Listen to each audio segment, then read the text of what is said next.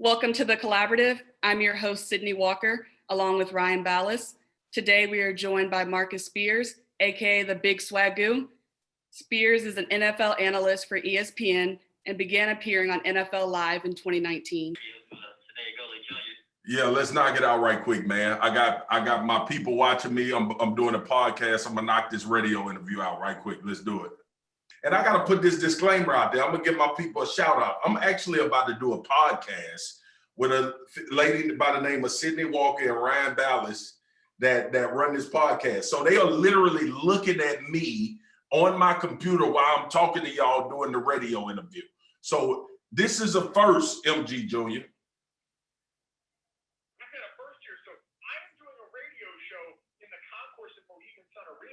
What? Podcast while doing a radio show here. This is the crossover event Dude, this what's up, dude. This what's up, man. And I'm gonna get with the crew after we wrap it up. But what y'all got, man? It's football season. What's up? I'm trying to figure out here. You're the man who understands the great state of Louisiana better than most. Why hasn't Sean Payton just told us the right answer that Jameson started for the team? Cause man, he loves Taysom Hill, man. And listen, like, you know, we like to try to separate these players and coaches form relationships over time, man. And obviously we saw last year when he played Taysom and told him that he would give him that opportunity. So there's an affinity. I think it's one that's been built in New England between Bill Belichick and Cam Newton as well. But the bottom line is, I mean, what you see is what you see, right? And that's the beautiful thing about sports. We see that Jameis Winston is a better quarterback than Taysom Hill. We don't have to speculate anymore. And that's not to say that Taysom is not a really good football player, but I think in his capacity, he's more needed at what he's been doing with the New Orleans Saints, as opposed to being the full-time quarterback. So listen, they are not in the same stratosphere, bro. And I don't say that disrespectfully, but Jameis was a Heisman Trophy winner and the #1 overall pick. And obviously we talk about the turnovers and the 30 interceptions. In that same season, he threw for 5,100 yards and 33 touchdowns. That's even harder to do when you throw in 30 picks. So we know the talent level is there. Hopefully Sean Payton fixed the turnover woes and Taysom Hill will be back in his Swiss Army knife role, man, because he's a beast at doing what he does. That's the kind of great stuff you can get on NFL Live each and every day with Marcus Spears and the rest of the group. And coming up on a podcast near you, Marcus, I'm glad we can help get you warmed up. Here, man. Enjoy the podcast. We'll talk to you soon. All right, brother? All right, my brother. Y'all take care. I'll see y'all soon. Thank y'all. All right, so before we dive in, first up we have Sid's This or That Louisiana edition. So first up, gumbo or jambalaya? Jambalaya. I'm with you on that one. French Quarter or Bourbon Street? French Quarter. Bourbon is dangerous. Dallas or Baton Rouge? Baton Rouge all day long, every day. And last one, beignets or Bananas Foster? Beignets. What? Beignets. 100%. But the beignets do have to be, they have to have like a dense consistency. Like it can't be those empty in the middle beignets. So that's my only prerequisite. All right, I'll take it. Cafe Du Monde. Those are good beignets. So Marcus, we all know social media is powerful. Your career at ESPN actually started with a tweet to a top executive. Fast forward and the rest is history. Did you ever think your career would evolve to what it is now? No, because I don't think about that type of stuff. I really base whatever I'm doing in if I'm enjoying it. Like ultimately that's what I look for in anything that I'm doing. And I know I was enjoying television. Like I was just having a good time. And obviously, like when you treat people the right way, I don't walk around with this fame, this whatever. People supposed to do stuff for me because I'm on television. I just don't have that mindset. So I never thought about like where I would be now. I never thought about where it would take me. I just wanted to have a good time daily. And I know I'm fortunate. Like it's not lost on me that I'm in a very fortunate position. And it's something that I work very hard at. And I want to earn the things that I get, but I feel like I've earned the opportunity to be where I am. So starting out, no. It started with me just wanting to talk about football ultimately. And then it turned into becoming a personality and a nickname that stuck, that everybody resonates with. The best compliment I get from people that tune in, as far as where my journey has been on television, is that I feel like a big brother, feel like a cousin, feel like an uncle.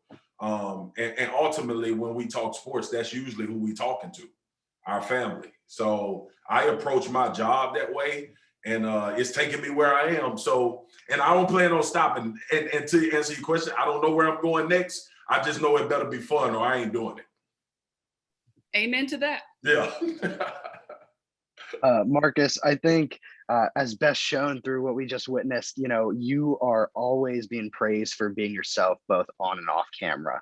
How do you maintain that authenticity through both casual and professional situations?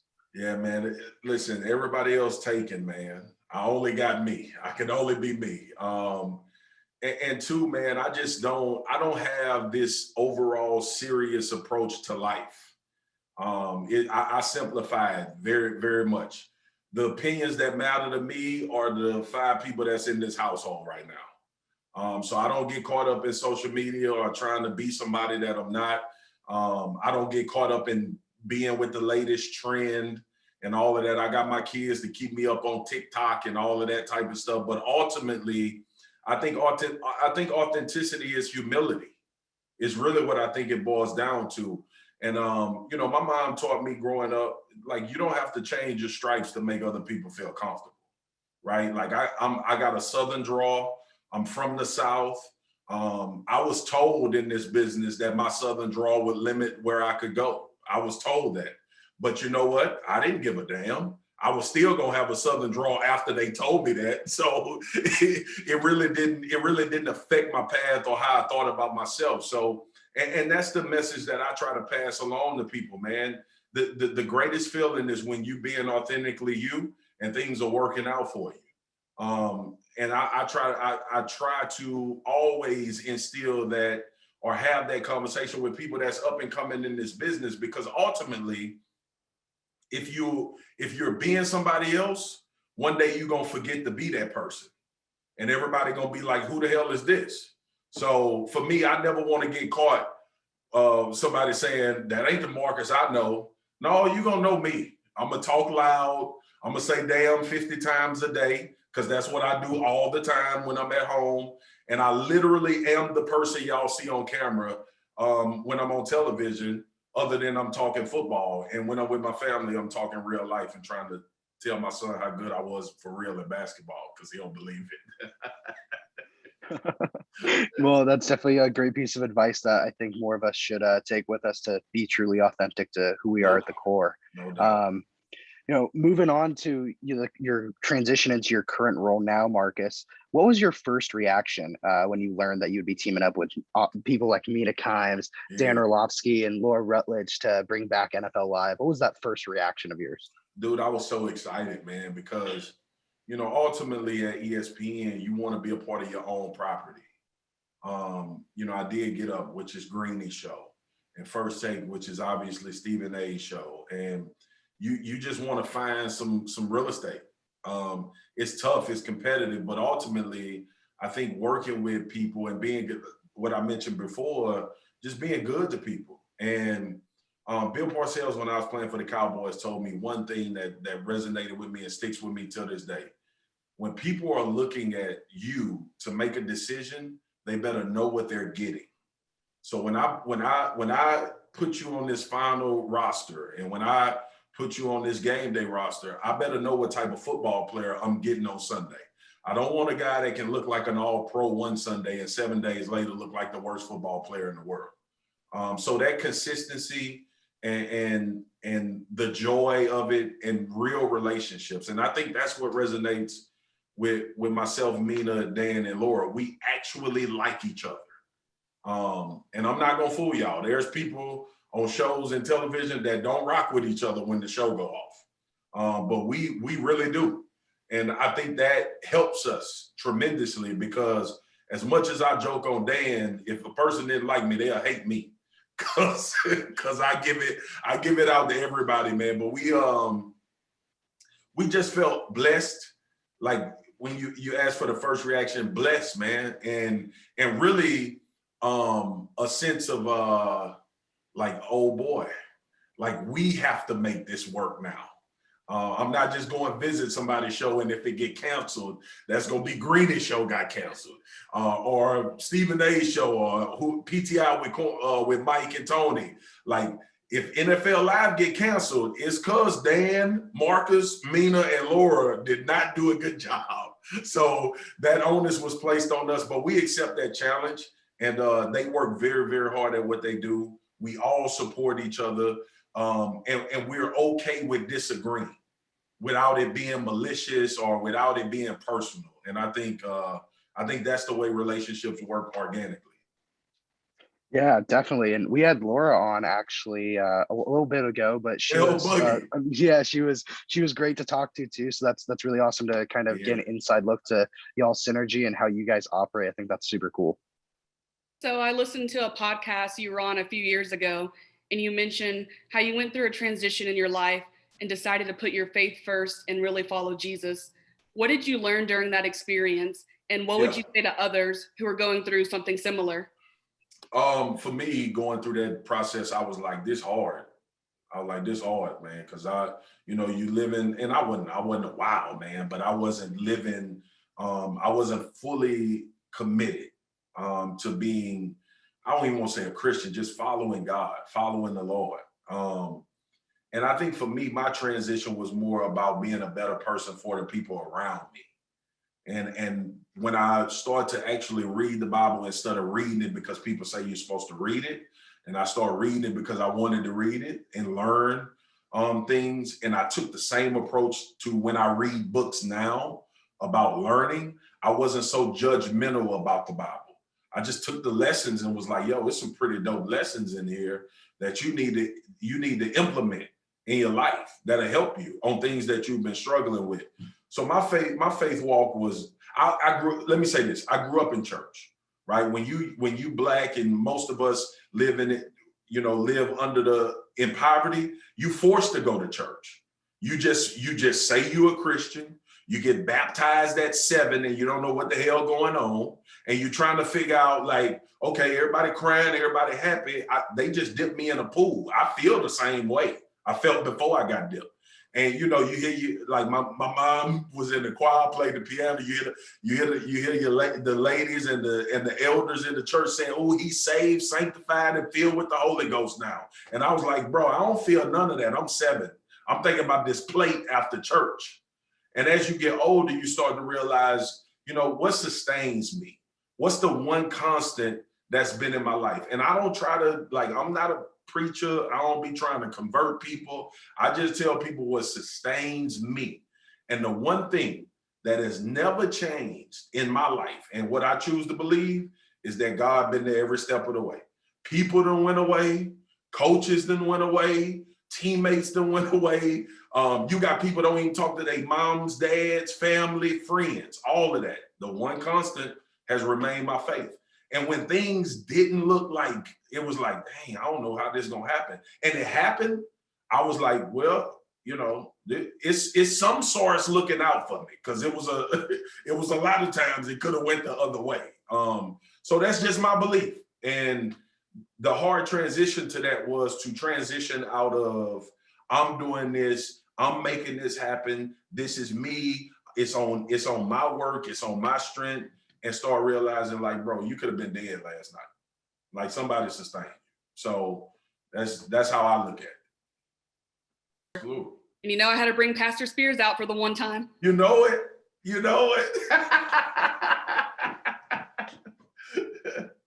Lastly, if you could go back and give your younger self one piece of advice, what would that be and why?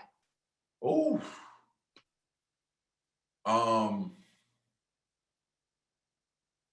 don't glamorize the things that you see right next to you. I saw a lot. I saw drugs. I saw guns. I saw nice cars off of drug money. I saw all of that. And when I was young, I glorified it because I was like, they got more than we got. You know, my mom head down, going work a 9 to 5, and we barely making ends meet. So my immediate surrounding was like, yo, the dope boys, they do pretty well. And when I was young, I didn't understand prison. I didn't understand leads to death. I didn't like none of that registered to me. That's why I'm not so hard on youngsters now that people just write off.